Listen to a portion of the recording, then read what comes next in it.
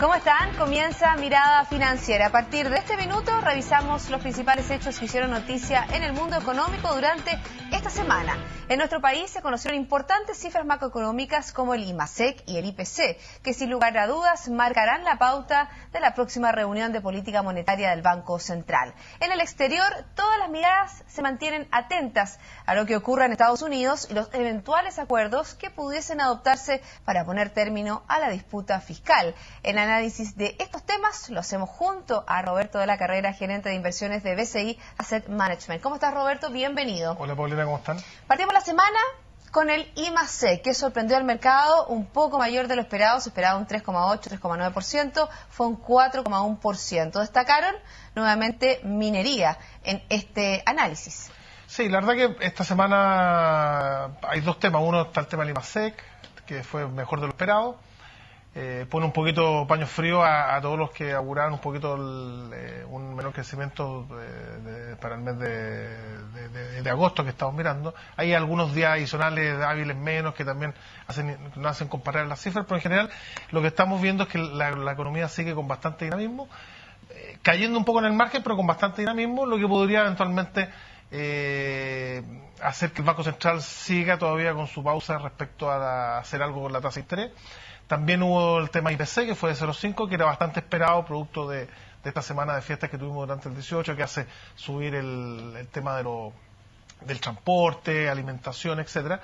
Pero en general hubo bastante baja, y ya para el mes de octubre se está viendo una baja bastante importante en torno a cero, incluso negativo, salvo los efectos de la helada que podrían traer algunos alzas en los precios, sobre todo en las hortalizas, que podrían afectar el IPC de agosto. Ya con eso se configura un final de año con un IPC en torno a 1,9, 2,1, bastante por debajo de lo esperado, y lo cual habría que ver qué hacer respecto a la política monetaria. Yo no sé si en esta reunión o en la próxima reunión. Tenemos reunión la próxima semana, el 17 de octubre, y en ese elemento obviamente que el Banco Central va a considerar también los datos del consumo, que fueron bastante fuertes, también los datos de la construcción. Salió el IMACOM durante esta semana, que fue casi un 6%. Todos esos elementos tendrá que poner dentro de la juguera, ¿no es cierto?, en ese análisis para ver si baja o no baja en 25 puntos base la tasa de política monetaria. Por supuesto, yo creo que yo me quedo con la teoría todavía que la economía sigue andando, el consumo sigue bastante en dos dígitos,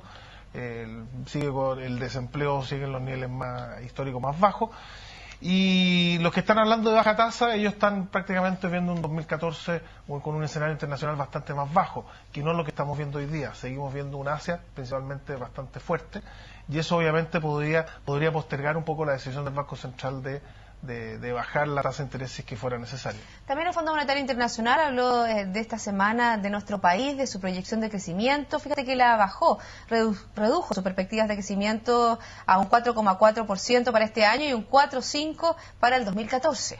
Sí, bueno, independiente de los temas internos que nosotros podamos tener respecto a las elecciones presidenciales, que podrían afectar en el margen, de acuerdo a las nuevas protestas, la inversión, producto de las reformas tributarias, etcétera. Hay temas internacionales que nos han estado afectando, como son los precios de los commodities, principalmente el precio del cobre, que podrían traer en el margen una desaceleración de nuestra economía. Yo creo que va a ser complicado seguir creciendo a tasas del 5 sobre el 5%. Yo creo que vamos a tener que acostumbrarnos un poquito más a tasas más bajas, y es un poco lo que está reflejando en el informe del Fondo Monetario. ¿Qué te parece la evolución que ha tenido el tipo de cambio durante la semana? También tuvimos 4,95, 4,96, terminamos rozando los 500 pesos, pero tuvo una evolución a la baja el tipo de cambio. Sí, la verdad que ha bajado un poquito más de lo que todo el mundo espera. Yo creo que el escenario internacional, principalmente liderado por Estados Unidos, que todavía no se pone de acuerdo al techo de la deuda, ha depreciado un poco el dólar en los mercados internacionales, y eso obviamente ha presionado las monedas emergentes. Yo creo que eso es lo que estamos viendo hoy día. Esperamos que las próximas semanas, solucionado el tema americano, el tipo de cambio ya tomara de nuevo una senda un poco más alcista, volviéndonos sobre los 500 pesos, producto que, dado el escenario que se ve internacional, dado una probable baja en la tasa de interés, y dado algunos temas de déficit estructurales ya para los próximos años. Entonces vemos bajo ese mecanismo un tipo de cambio un poquito más alto de lo que está hoy día. Tú hablaste también del cobre y la proyección que hay en el corto y en el largo plazo. Esta semana tuvo una semana bastante más tranquila el commodity que nosotros observamos, pero obviamente que la tendencia a largo plazo es un poco más a la baja. Hay de todo, ¿ah? Lo que pasa es que si uno ve Asia en general, las proyecciones de crecimiento de Asia son muy buenas, mejores de las que todo el mundo esperaba. Acuérdate que con Asia muchos desde mayo han estado hablando de un aterrizaje forzoso, el caso de Asia, un aterrizaje que no se ha dado, y obviamente eso sigue demandando commodities, sigue demandando una serie de bienes y servicios. Para los próximos años se piensa que en Asia en general, de aquí al 2020, por todo este crecimiento del ingreso per cápita, el mejoramiento de la estabilidad de la población, etcétera, va a necesitar inversión en infraestructura en torno a los 7 trillones de dólares, o sea, una cifra bastante importante, no solamente China, sino que toda Asia en general. Y eso obviamente es una presión constante sobre todo el precio de los commodities. Bueno, aunque Asia se desacelere, todavía necesita invertir mucho para lo que es su infraestructura interna, y eso obviamente que es una buena noticia para nosotros como exportador de este commodity. Roberto, ¿te parece si seguimos el análisis ahora después internacional? Luego de una pausa, quédese con nosotros, hay más Mirada Financiera.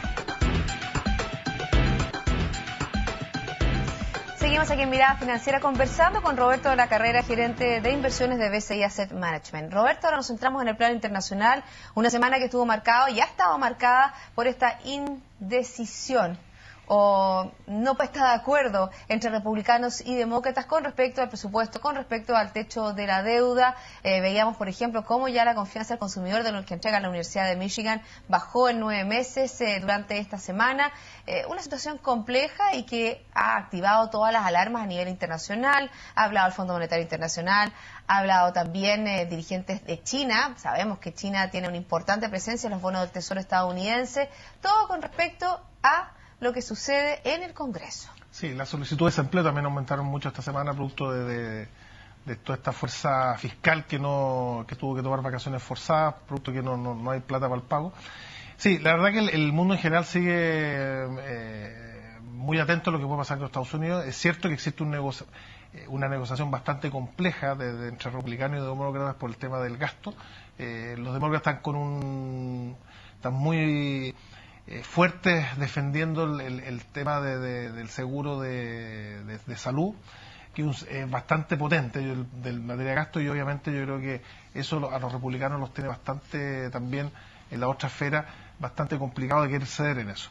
Pero no ha habido avance, lo importante es que no ha habido avance. Ya hubo una propuesta de patear un poco el techo de la deuda por un par de semanas, en la medida que el presidente Obama relajara un poquito el tema de los gastos, cosa que no quiso, así que están en eso.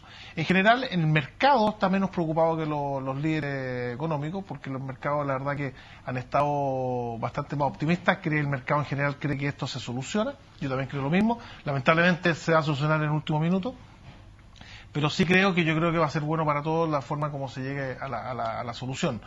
Otras cosas que también han pasado de forma importante, yo creo que la elección, y se han despejado, la elección de la nueva presidenta del Banco Central Americano, de la Reserva Federal, que es la señora Janet Yellen. Yo creo que es un nombre muy de consenso a nivel de los inversionistas. Y que implica continuidad con el tema de las políticas fiscales, y eso también da tranquilidad a los mercados. Y yo diría que más tranquilidad para los mercados, porque yo creo que ella tiene una postura bastante más extrema en materia del empleo. Yo creo que ella lo dijo el día que fue nominada, que iba a perseverar en materia de empleo hasta que mostrara signos en torno bajo el 7%, que es lo que andan buscando. Bueno, lo que dijo Ben Bernanke desde un principio, ¿te acuerdas que él hablaba de un 6,5%? En algún minuto lo subió medio punto a un 7%, pero la trayectoria que está marcando Janet Yellen es la misma que marcó Ben Bernanke hace un tiempo atrás. Así que eso yo diría que le ha dado, entre comillas, más tranquilidad al mercado que el problema de la deuda, o el problema del techo de la deuda con el mercado americano.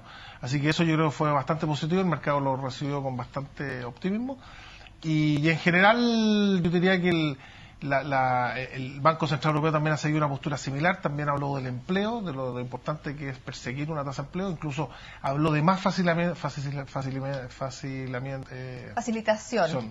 de todo lo que monetario, de inyectar más recursos para que la economía pueda seguir avanzando. Lo dijo Mario Draghi, mantuvo la tasa de política monetaria en un 0,5%, pero obviamente que iba a estar atento a si era necesario inyectar, como tú dices, más política monetaria. También lo hizo el Banco Inglés, que sabemos que no forma parte del euro, y también está en un plan de seguir activando la economía de esa zona. En general yo diría que las noticias, sobre todo por el lado europeo, son bastante positivas, porque está mostrando una economía, una zona euro que está empezando como a reactivarse. Pero ojo, que hay que tener cuidado, porque tiene muchos temas por resolver. Ya los países del norte, como Holanda, Finlandia, están teniendo problemas de presupuesto. Se está hablando mucho de la eliminación de esta economía de bienestar, que en el fondo se traspasa al mercado, que el mercado sea un poquito más solidario. Eso obviamente son más impuestos, porque el Estado ya no puede seguir financiando los gastos como lo está haciendo. Caso de Holanda ya está teniendo déficit en cuenta corriente en forma importante. Finlandia ya está con un nivel de deuda en relación a su PIB bastante importante. Así que, ojo, porque son economías en desarrollo, es que de la forma como enfrenten estos problemas va a tener un efecto sobre el empleo, sobre el nivel de crecimiento futuro, y obviamente son temas importantes que hay que resolver y que hay que seguir monitoreando. Bueno, en nuestro continente las miradas están puestas a lo que sucede esta semana también en Brasil. No ha sido una buena semana, no ha sido un buen año, no han sido buenos meses para la presidenta Dilma Rousseff. Tuvo que subir de nuevo el Banco Central de ese país su tasa de política monetaria, un 9,5%, Roberto, incluso se habla de un 10% de su tasa política monetaria. Eso realmente estanca la economía. Sí, la verdad que desde el punto de vista del número es bastante importante, pero no olvidemos también que Brasil viene de tasas muy superiores, viene de inflaciones muy superiores, y obviamente el tener la inflación controlada para Brasil es un tema muy importante. Yo creo que eso es lo que está haciendo el Banco Central. Es cierto que Brasil este año no ha sido un año bueno, pero también es cierto que Brasil ha avanzado poco en sus reformas políticas, que es lo que necesita. Brasil, yo creo que está a la vuelta a la esquina, que ellos quieran hacer y quieran mejorar. Yo creo que Brasil necesita un cambio importante en lo que es la competitividad y lo que es la eficiencia, y eso necesita pasar reformas, y eso es lo que ha complicado hoy día el desempeño de Brasil. Tiene un camino difícil, tiene dos importantes eventos deportivos a puertas y obviamente que necesita poner el pie en el acelerador. Y un tercer evento y un cambio de gobierno el próximo año, así que eso obviamente, yo creo que eso va a traer nuevo aire, yo creo que va a traer aire fresco.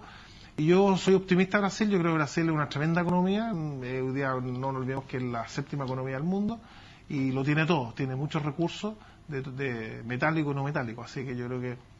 La mirada en las próximas semanas también estará atenta a lo que suceda en Brasil. Roberto, un millón de gracias por haberme acompañado. Gracias a usted. Nosotros hacemos una pausa y después vamos a hablar de la primera cumbre internacional de mujeres emprendedoras 2.0. Ya volvemos.